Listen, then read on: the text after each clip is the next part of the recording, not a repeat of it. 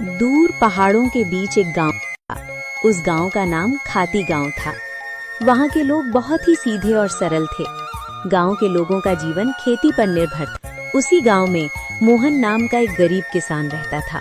मोहन के परिवार में उसकी बूढ़ी माँ सरस्वती देवी, उसकी पत्नी विमला और उसका 5 साल का बेटा दीपक था। मोहन के पास थोड़ी सी जमीन थी जिसमें वो खेती करके अपने परिवार का पालन पोषण करता था। उगता हुआ सूरज दुनिया के लिए रोशनी लाता है, पर मोहन के लिए ये सिर्फ एक और दिन की जद्दोजहद लेकर आता है।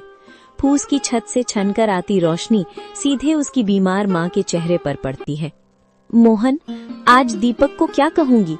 कल रात उसे बहलाकर सुला दिया था कि सुबह उठते ही गर्मा गर्म खाना मिलेगा। अब वो जागने वाला है, चूल्हा ठंडा पड़ा है और मेरी ममता लहूलुहान हो रही है। क्या हम इतने बदनसीब हैं कि अपने बच्चे को एक वक्त की रोटी भी नहीं दे सकते? भरी आंखों से। बिमला, तुम्हारी ये खामोश सिसकियां मेरे कलेजे को चीर देती हैं। मैं किसान हूँ, धरती का सीना चीरकर अनाज पैदा करना मेरा काम है, पर आज किस्मत ने मेरा ही सीना चाक कर दिया है। जमींदार के चक्कर काट काट कर पैर के जूते घिस गए, पर वो उधार देने को तैयार नहीं। पर हार नहीं मानूंगा, आज फिर जाऊंगा। शायद खुदा को मेरी मेहनत पर नहीं तो इस मासूम दीपक की भूख पर तरस आ जाए। सरस्वती देवी अंदर से खांसते हुए, बेटा मोहन, पास आ। देख, मेरा अंत समय करीब है, पर मुझे अपनी मौत का डर नहीं है। मुझे डर है कि कहीं मेरी गरीबी तेरे जमीर को न खा जाए। बेटा, भूख बहुत बड़ी चीज है, बड़े बड़ों का ईमान डिगा देती है।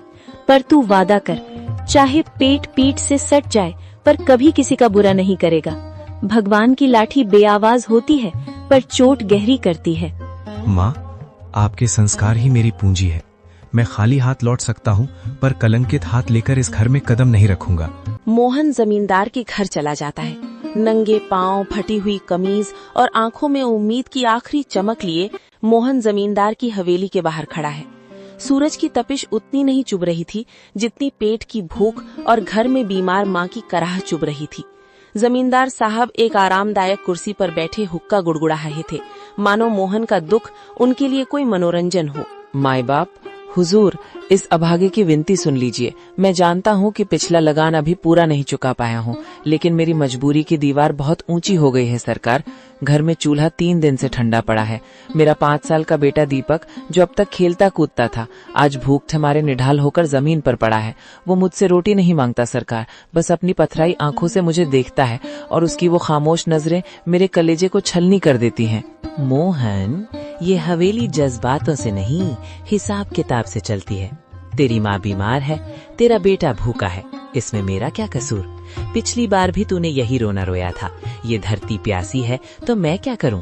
मुझे अपनी तिजोरी भरनी है, तेरी गरीबी का बोझ नहीं उठाना। हुजूर, आप तो गांव के अन्नदाता हैं। अगर आप ही हाथ खींच लेंगे तो हम जैसे छोटे किसान कहाँ जाएंगे? मुझे बस थोड़े से आलू और मटर के बीज उधार दे दीजिए।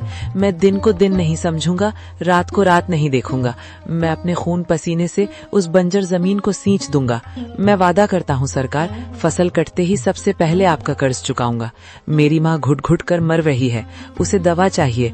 हुजूर, एक बाप होने के नाते मुझ पर तरस खाइए। क्या एक गरीब के बच्चे को जीने का हक नहीं है? हक की बातें मत कर मोहन, हक अमीरों की जागीर होती है। बीज चाहिए, बीज की कीमत लगती है। तेरे पास देने को क्या है? वो 2 बीघा जमीन जो पहले ही गिरवी है। जा, यहाँ से दफा हो जा।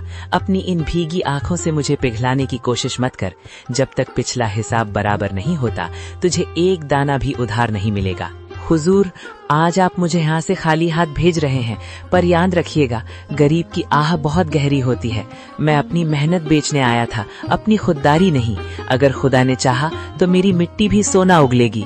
आज आप मेरी गरीबी का मजाक उड़ा रहे हैं, पर वक्त का पहिया घूमेगा हुजूर, वक्त का पहिया जरूर घूमेगा।